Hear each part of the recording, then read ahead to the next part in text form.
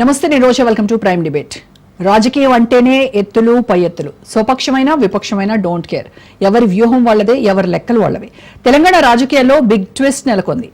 BJP అధ్యక్షులుగా రామచంద్రరావు ఏకగ్రీవంగా ఎన్నికారు.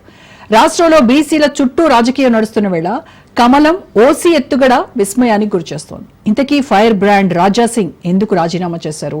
ఈటెల రాజేందర్ ఎన్నటికైనా పరాయివాడేనా? ఇప్పటికే కాంగ్రెస్ బీఆర్ఎస్ నేతలు బీసీ మంత్రం చెప్పిస్తున్నారు.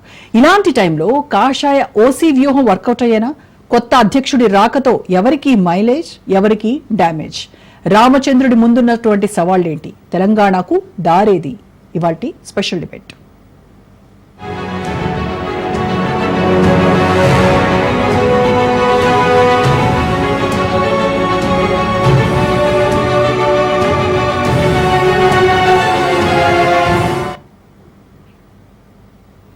తెలంగాణలో రాజకీయం మారుతోంది.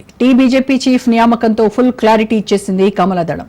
అయితే కొద్ది రోజులుగా బీసీలకు పెద్దపీట వేస్తోంది కాంగ్రెస్. ఇలాంటి టైంలో కాషాయ దళపతిగా రామచంద్రరావు ఎన్నిక లాంఛనమైంది. బీజేపీ అధిష్టాన పెద్దల వ్యూహాలతో గల్లీ నుంచి ఢిల్లీ వరకు అందరూ జోరుగా చర్చించుకుంటున్నారు. ఇంతకీ రామచంద్రరావు ఎంపికతో కమలం ఇస్తున్న సందేశం ఏంటి? ఆయన్ను ఎందుకు ఎంపిక చేసింది? తెర వెనక జరిగిన మంత్రాంగం ఏంటి? భవిష్యత్ సవాళ్లను కాషాయ దళం ఎలా అధిగమించగలదు అనేటువంటి ప్రశ్నలు సర్వత్రా వినిపిస్తున్నాయి.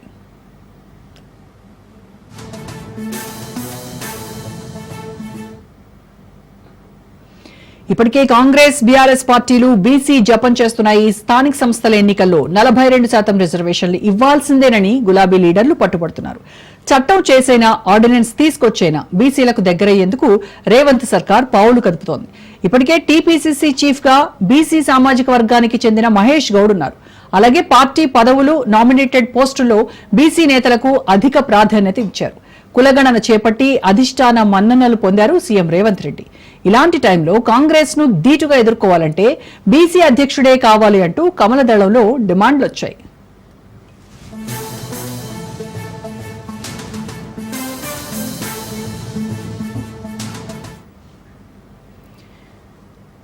మొన్నటి వరకు ఎంపీ ఈటెల రాజేందరే కాబోయే తెలంగాణ బీజేపీ చీఫ్ అంటూ జోరుగా ప్రచారం సాగింది.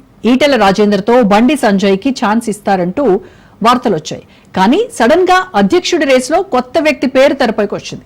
తెలంగాణ బీజేపీ చీఫ్ గా కరుడుగట్టిన కాషాయవాది రామచంద్రరావుకు అవకాశం దక్కింది.